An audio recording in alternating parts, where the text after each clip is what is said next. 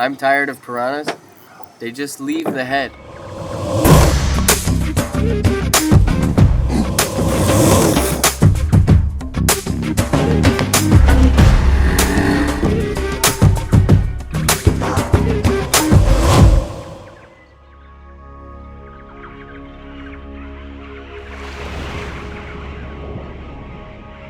Hey, it's Matt jumping on the narration here. I had a huge privilege to go on this 4-day fishing cruise in the Pantanal. This is not only the Brazilian wetlands, it's a sliver of the biggest wetlands in the world. The great diversity of the fauna is one of its great attractions. Caiman, anacondas, fish, capybaras, tapirs, macaws, herons, and storks, among others. According to estimates in the 1990s, there were 10 million caiman in the Pantanal, making it the highest concentration of crocodilians in the world. I bet that makes you feel very comfortable about swimming here. Look at all the caiman. The Caiman Walmart. I want to go to the Jacaré Walmart, the Caiman Walmart. My friend Tiago and I were helping to make videos for this fishing charter, Bruno Pesca. We were welcomed like family on this boat. Our new friends were from many different walks of life, many different states in Brazil, and there were some unexpected surprises for me too. Like running into Caio, who is a soybean farmer who became famous after being on the reality TV show Big Brother. So I asked him if it'd be okay if we could work together on a longer story. He was all game for it. But I was just thankful that all of us on this boat, including me, a gringo, could get along so well. All while trying to catch some very, very big fish along the way. So our boat, the Yacht Real, was docked at the port of Corumbá in the state of Mato Grosso do Sul. Boom. Corumbá, baby. Mato Grosso do Sul. Welcome aboard the real yacht. Corumbá, it was founded as a military outpost and colony in 1778 by the Spanish. We're inside the museum. Spanish helmet. Could you imagine wearing that? Doesn't that look like really uncomfortable to actually wear? It's right on the Paraguay River, and it's close to the tri-border area of Paraguay, Bolivia, and Brazil. The Cristo Rei do Pantanal statue has a panoramic view of the city. Most of the land out here in the Pantanal, around 99%, is owned by farmers and ranchers, where we get the word pantanero from.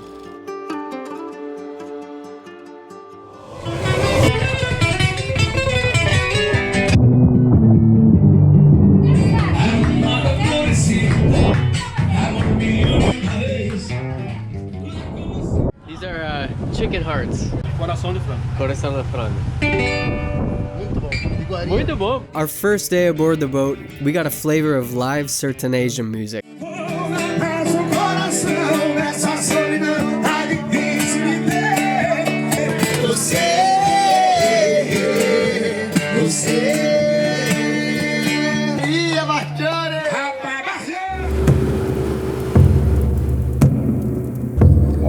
Tô pegando um peixe aqui, mas os mosquitos não tá deixando eu trabalhar macio. Os mosquitos, se você abrir muita boca, eles vêm dentro da boca da gente. Mas vai dar certo. Vou pegar um peixe aqui agora junto com os mosquitos. Esse é o custo da pescaria. É o preço que a gente tem que pagar. Vem, Jaú. Leva, nego, velho. Vamos fazer uma imagem aqui primeiro? Segura essa, bebê. Demorou, mas entrou uma cacharinha, cor mais fofa. Primeirinho deles, né? Coisa linda, bebê. Pintado and cachara are two species of large shovel-nosed catfish common in the Pantanal. The pintado is spotted, where the cachara is striped. Pintado and cachara are popular eating fish due to their size and excellent quality of their meat with few stray bones. Because of the species' popularity, some organizations are now working on artificial breeding and aquaculture programs for commercial sale to supplement wild populations. You also have to be careful with this fish because pintado and cachara have spines in the fins that release venom. Yes, so mind the venomous spines.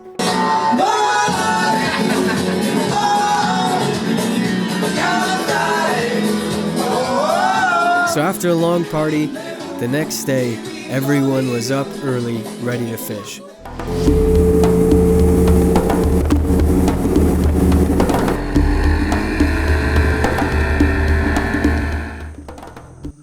The first thing I noticed when we started fishing is that when you are using live bait, you can often run into a nuisance, the piranha. É piranha, né? It's piranha. Have a 10 piranhas in your bait, attacking your bait. You should try this with your toe. Just the head. I know, just the part with the hook on it. The piranhas eat everything except for the head. It's annoying. We change the spot. Different spot. Tap, tap.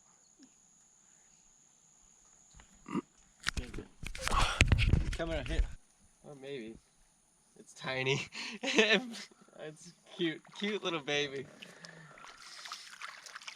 I could barely feel it on the line. Yeah, there's a piranha of the Pantanal though. Bacious. Relative to its size, the piranha has one of the most powerful bites of any animal, exerting up to 30 times its body weight. The one that I caught was a red-bellied piranha. These in the Pantanal can often have a bright yellow coloration instead. Some are so intensely gold-speckled that they are sometimes also called gold dust piranha. Some of the natives here, how they will fish for piranhas is they'll take the guts of other fish and then they'll put the guts in the water, but they don't use a hook, so you get like 10 piranhas clinging onto the guts and then pull quickly and pull them back into the boat. Sometimes they actually fish with gringos. You don't think a piranha would like that? Tava na Argentina e o pescador tava com um pintado bem grande. Perto do barco, assim, as piranhas começaram a atacar. E questão de 30 segundos, comeram praticamente quase todo o peixe. 30 seconds to clean a whole catfish this big. Yep. Remind me not to go swimming in that area. Like, we were fishing all day with a live bait called churrita, which is a knife fish. Catching this bait fish has become a common commercial job, especially for tourism operations like this one. Eder, our guide, had previously worked catching this bait fish and had some surprising stories about how hard it can be. Tinha três pescadores, o pai e dois filhos. Estavam telando. Aí nós estávamos bem longe. Na hora escutamos o grito. Aí foi eu e meu parceiro, fomos ver lá. O jacaré pegou ele aqui assim. Rodou tudinho, arrancou esse aqui inteirinho dele. Fui lá, colocamos ele no barco com o filho dele e levamos lá pra Corumbá, pro porto do Corumbá. Já chamamos o bombeiro, né? Bombeiro, ambulância, tudo. Pra levar ele pro hospital. E ele sobreviveu? Sobreviveu, o jacaré só mordeu e puxou. Sim. Arrancou a carne inteirinha, isso aqui, ó, a parte dele. Só ficou o osso pra fora. It's good cash, but it's expensive because it's hard work. Hard work and and then in the middle of the night. So fishing, honestly, was kind of slow the first few days. FYI, I did not hook this fish. I was given this fish. Obrigado para esse peixe.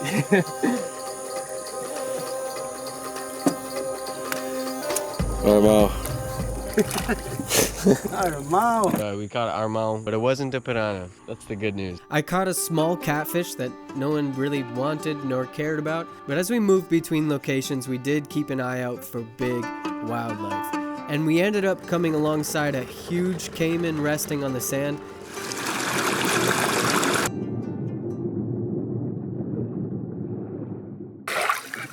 Descer aí, ele vem na gente? Não. É bonito demais, gente. Que natureza mais top. Pra quem não é daqui, pra quem não é acostumado com essa natureza do Pantanal, chega aqui e emociona. Né, Barcão? Você parece o Rodolfo.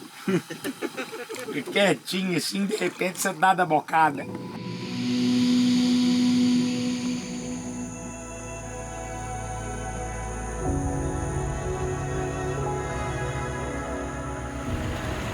Later in the afternoon, we stumbled upon 2 araranha, which are giant river otters. River otters are a very social animal species. They are lean, mean fish-eating machines, also with cute little faces and adorable webbed feet that they use to position their catch so they can chew its head off. Yeah. I mean, giant river otters are such efficient predators because they have whiskers that allow them to detect vibrations in water columns, helping them to locate prey.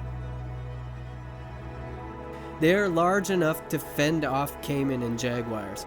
So these otters are not only social, but they also are very vocal and communicate with squeaks, whistles, and other noises that probably sound a bit like Chewbacca.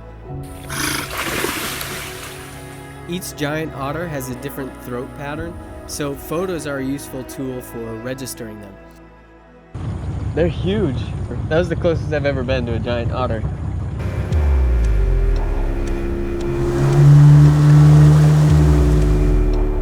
The chances of seeing a jaguar right now might be a little bit lower for us because the water level is actually high.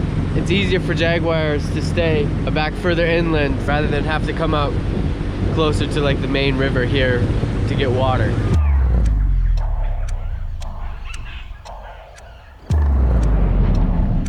One of the small fishing boats from the cruise was in front of us, and they saw a jaguar back in this region.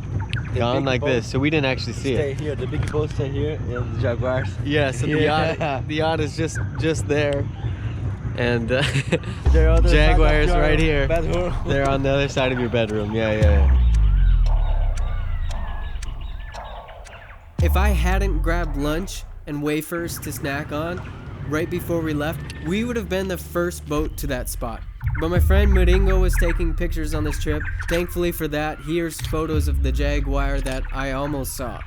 I was so close to seeing a jaguar, but I had to be content with seeing it vicariously through the stories of the fishing guides, and they had some wild stories. Nós estávamos andando de barquinho, eu e os turistas. De repente, os turistas disse: olha um cachorro molhado. Sim. Sabe, um cachorro molhado. Por quê? Porque o cara não se conhecia onça. Eu parei o barco, era onça, que ela tinha saído da água devagarzinho numa praia, no despraiado. E ela foi em direção ao jacaré. O jacaré estava de frente para a praia e ela foi por detrás do jacaré. Aí ela correu, se jogou no jacaré, atracou na nuca dele, juntou bem forte na nuca dele, né? E o jacaré se debateu, ela conseguiu dominar ele e começou a arrastar ele para dentro do mato.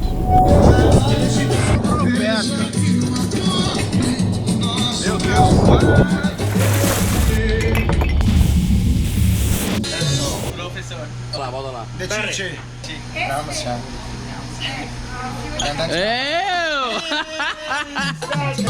Ô, Citei, Natan, vem cantar comigo. O vídeo do Brasil. Oh.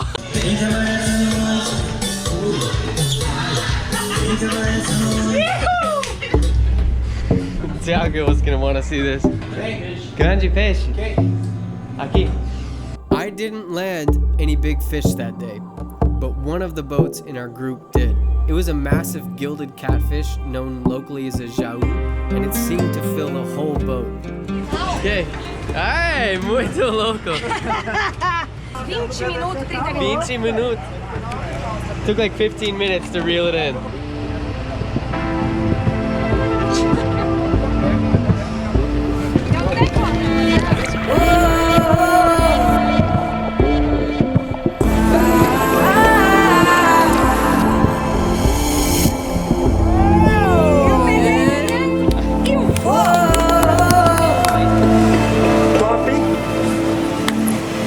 So with fishing kind of being a little slow, something amazing happened kind of at the end of our trip. It rained. Ei! Abortar missão! Abortar missão!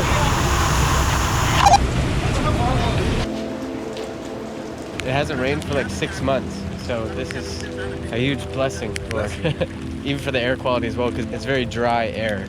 The humidity is like 25%. So even when I got here to the Pantanal for the first time, I got very sick.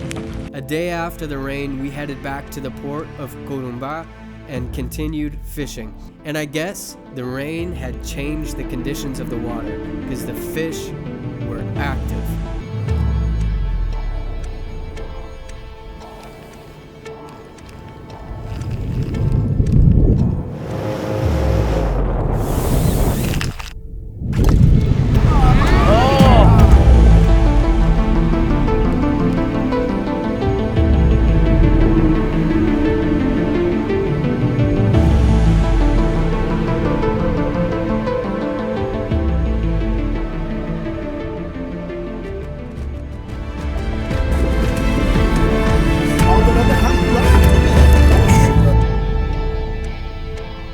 Foi incrível, gente, muito emocionante. Pode soltar. Tiago and I were honestly so busy documenting other people catching fish that we weren't fishing that much. Everyone seemed to be catching pintados and dorados. The dorado, honestly, is an extremely pretty fish. It has this electric golden color. Dorado are the most coveted fish for many sports fishermen visiting the Pantanal, and sometimes they jump and shake loose. It sits at the top of the food chain, actively hunting for other smaller fish. It can be mild and timid, or it can be a savage predator. It wasn't uncommon for me to see dorado chasing after other fish in shallow waters and see them jump fully out of the water doing that. Their favorite hunting grounds are often rough water near waterfalls and rapids. Good morning. Nice rainy day. So we'll see what happens with the fishing, but today I'm gonna be a little bit mischievous because Caio has a contract with Brahma. Aqui minha cremosa, ó. Brahma. So I thought it would be funny to put Brahma on the end of his line.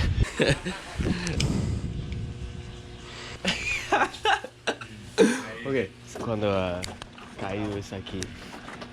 Esse é um peixe. Passe esse para Caio. Não dice nada. Imagine the big fish eats the bears. Alô, bandidos!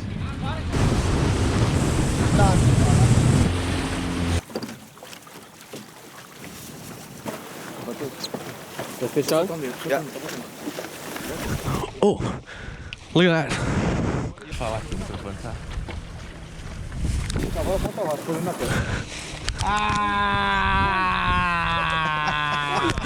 Olha que peixe eu peguei, bebê! Que cor mais fofa! Tem jeito não, gente. Em todos os lugares que eu tô, tá sempre comigo a minha cremosa, viu? Segura, bebê! Uma pra mim, uma pra você!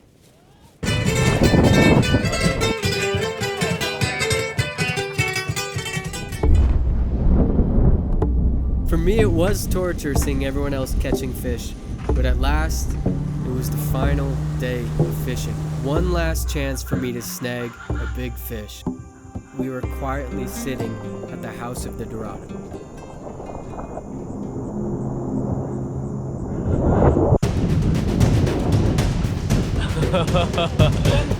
Fish on, baby. You set the hook, but thank you. Obrigado. This time the rock moves. Woo!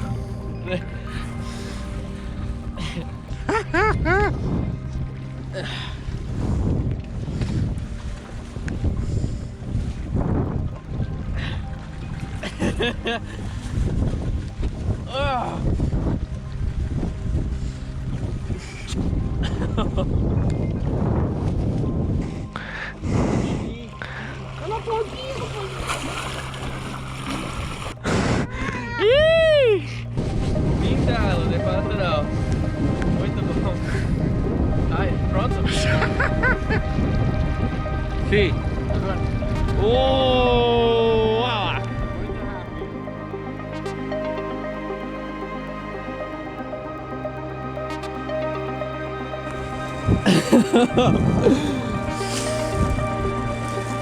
I can go home. Obrigado, Eder.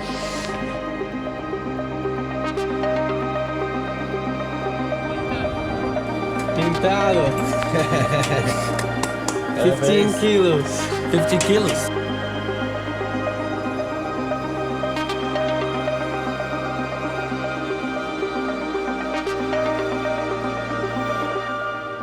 So the Pantanal, it's an incredible place, especially when the sun hangs low in the sky. In the US, we call it golden hour. Very few people in Brazil use this term, but in Portuguese, it has a wonderful ring to it.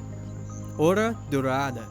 I just wish I was there right now, breathing in that beautiful hora dourada.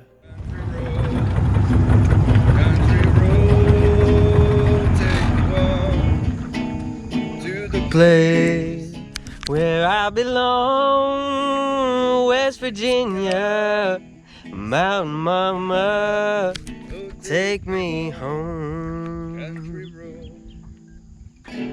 Hey, man.